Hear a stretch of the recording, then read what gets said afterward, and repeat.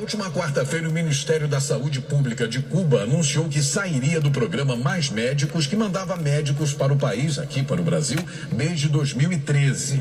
O programa foi criado no governo da ex-presidente Dilma Rousseff. O governo cubano diz que tomou essa decisão por causa das declarações do presidente eleito Jair Bolsonaro. O presidente eleito afirmou que Cuba não quis aceitar as condições para continuar com o programa. A seleção para ocupar o lugar dos médicos cubanos por brasileiros deve ser anunciada ainda nesse mês de novembro. O Ministério da Saúde ainda está formulando a proposta de edital para selecionar profissionais para as 8.332 vagas que ficarão disponíveis, doutor Silvio. Pois é, e estão espalhando aí um pânico absolutamente desprovido de qualquer fundamento. Para a família Tupi ter ideia, somente neste ano de 2018, cerca de 8 mil médicos brasileiros se inscreveram no programa. Sim. Nós temos hoje inscritos no programa mais de 12 mil médicos brasileiros, ou seja, 50% a mais dos que irão voltar. E eu sempre reafirmo, a decisão de encerrar o programa ela foi unilateral. E o Conselho Regional de Medicina do Estado do Rio de Janeiro, que no momento seu amigo preside, ele entende que a gente não tem como, evidentemente, fazer qualquer tipo de colocação com relação à soberania de um país estrangeiro. Ele é soberano no tomar das decisões. Algumas coisas com relação ao programa Mais Médicos me deixaram intrigado desde 2013, quando ele foi lançado. Primeiro, nessa época, eu participava, era o chefe, você se lembra, do Serviço de Clínica Médica do Hospital dos Servidores, que sempre foi um núcleo de formação de clínicos por excelência. Eu falei, olha, o programa Mais Médicos, ele está adequado ao clínico, é uma oportunidade de emprego muito boa. Então, os R3, que já tinham concluído a clínica médica, os que estavam terminando a clínica médica, os R2, a gente tentou inscrever, e tentamos inscrever lá pelo hospital, no site do Ministério. Engraçado, né? O acesso negado, acesso impedido, tente mais tarde. E as tentativas, elas continuaram dia após dia sem sucesso. Enquanto isso, começávamos a ver chegar, inicialmente por Fortaleza, o contingente de cubanos, né? Aqui no Brasil, para um treinamento que eles fizeram, e começou lá pelo norte. Outra coisa que me causou espécie também, presença de cubano ali no posto de saúde em Copacabana. Pô, eles não iam por rincão mais afastado, eu estava trabalhando do lado do meu consultório, complicado. Médicos, ex-alunos meus que trabalhavam em UPA, na Baixada Fluminense, que foram demitidos. A razão era a gestão. Por que gestão, doutor Silvio? Porque esses médicos, eles acarretavam um custo às prefeituras locais. Algo em torno de 9, 10 mil reais mês os dois. Bom, o governo brasileiro permitiu que médicos cubanos para lá fossem no lugar desses profissionais brasileiros. Os cubanos passaram a ter aqui uma reserva de mercado. Outro dado que eu nunca consegui entender, para qualquer lugar do mundo que o médico vá, pode ser o Dr. Silvio, altamente conhecido por aqui, chefe da Clínica Médica dos Servidores, professor de faculdade. Se eu quiser clinicar, por exemplo, na minha segunda pátria, que eu tenho a cidadania, que é a Itália, eu lá vou ter que prestar uma prova para validar meu diploma. Isso é uma prática normal. Eu não me sentiria nem confortável se isso eu não fizesse. É necessário fazer. Por quê? Porque independente da questão curricular, tem uma grade curricular.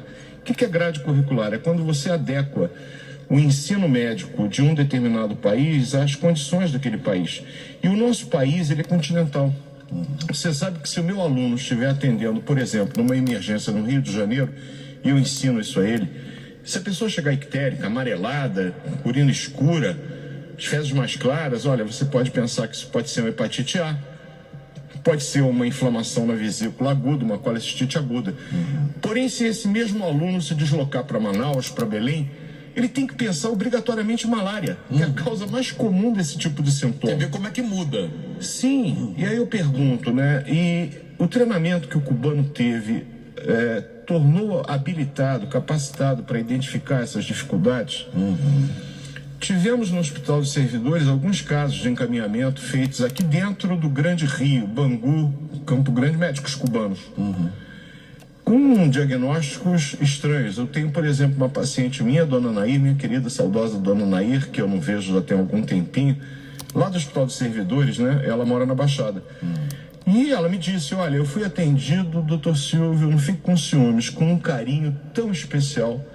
Ele falava uma língua estranha, o médico, e vinha o carimbo dos mais médicos. Aí eu falei que eu estava com uma dor nas pernas, com um pouco de prisão de ventre, ela tem varizes, é uma diabética. E ele passou Flagyl para ela numa subdose.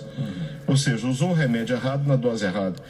Mas muito simpático, como de resto eles costumam ser. É um povo muito simpático, o cubano. É verdade. Só que simpatia não resolve doença. Os indicadores de saúde no Brasil de 2013 para cá, eles não têm nenhuma melhoria significativa. Ou seja, o programa Mais Médicos, que era principalmente para atenção primária, prevenção, a meu ver, não conseguiu ao seu intuito. Não há prevenção, a gente tem recrudescimento de doenças endêmicas. E por que não fazer a prova de validação? Essa é a pergunta que eu vou fazer até o final. Vocês são tão capazes assim, eu tenho lido no Facebook umas bobagens ditas por bobões que dizem o seguinte, pô, mas a medicina de Cuba é ruim, ninguém disse isso. O que a gente está dizendo é que os que para cá vieram talvez não sejam aquilo que o governo cubano fez acreditar o governo brasileiro, por razões que eu espero sim, uma CPI profunda demonstre isso. Porque bilhões de reais foram gastos nesses 5 anos financiando um regime ditatorial, e isso não é dito pelo Dr. Silva, é pelo mundo inteiro.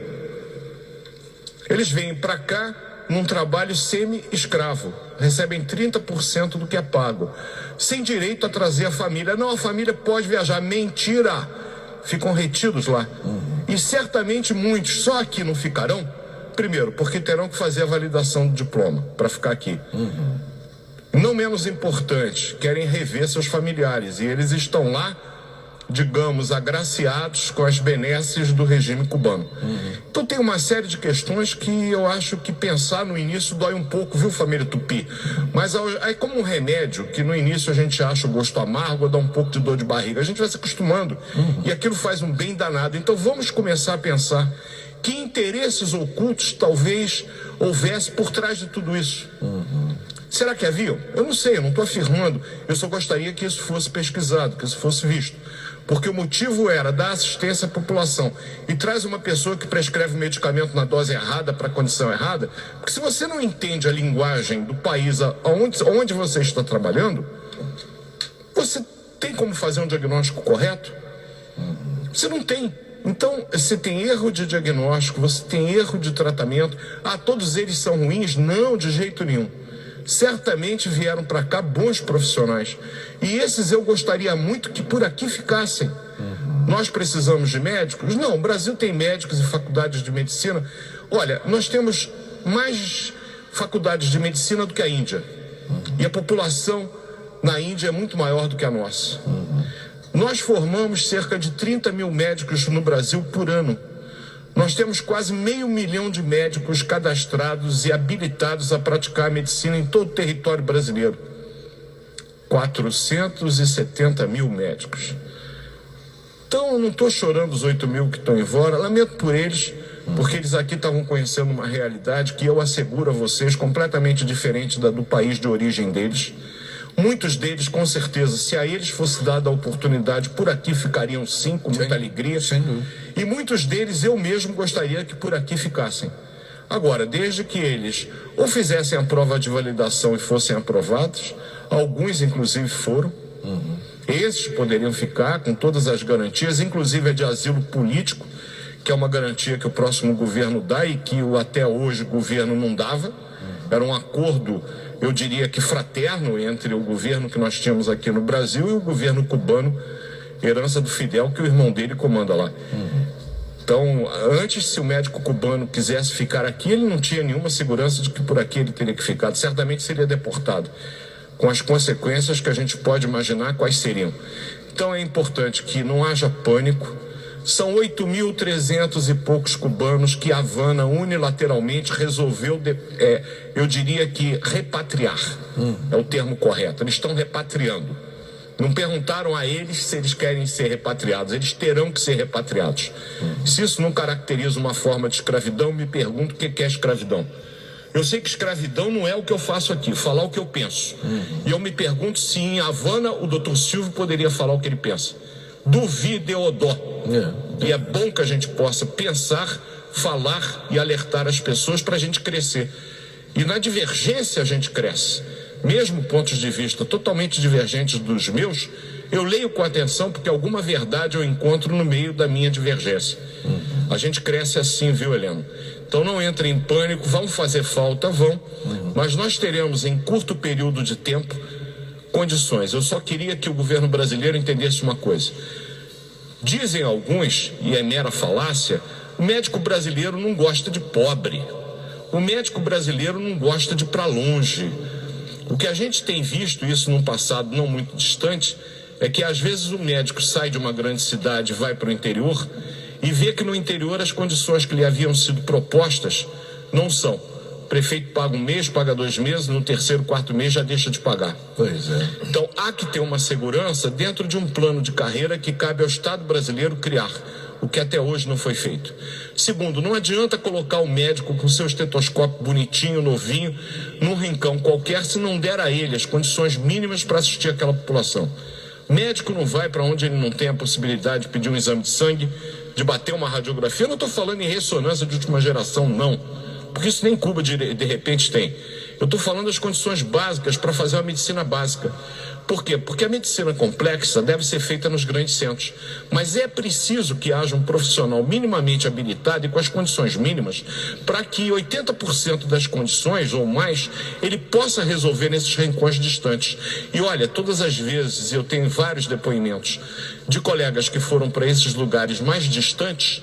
A população os tratava de uma maneira que nos grandes centros nós não somos tratados. Com muito carinho, com muito afeto. Isso, às vezes, vale mais do que o dinheiro. Ter o seu trabalho reconhecido, ter o seu valor reconhecido pela população, isso acontece no interior do Brasil. O médico, quando vai para o interior do Brasil, ele é tratado com muita dignidade, com muito carinho. Infelizmente, dignidade e carinho esse que nos grandes centros a gente não tem. Haja vista algumas notas no Twitter de deputados federais aqui do meu próprio estado, tratando os médicos de um modo geral como se mercenários nós fôssemos. Isso me causa engulhos e o CREMERGE já se posicionou oficialmente em relação a isso. Então eu quero que a população entenda que a gente não está feliz com a ida deles embora, mas que eu particularmente gostaria muito que eles ficassem por aqui, desde que submetidos às condições que não são do governo brasileiro, são condições de qualquer governo, de qualquer lugar do mundo. Fazer uma prova para ver se aquela pessoa supostamente médica de fato é, e se consegue entender a linguagem do país onde ela vai praticar a medicina, para que erros não sejam cometidos, colocando em risco a vida da população. É isso que a gente quer com segurança. E, evidentemente, dar a essas pessoas que para cá vieram condições de que, assim desejarem, poder ficar aqui. E não que eles sejam repatriados a qualquer momento por uma decisão unilateral, eu repito, de um país que tem um regime absolutamente ditatorial, mas que é invejado por muitos que, quando tiram férias, vão para Paris. Essa é a verdade.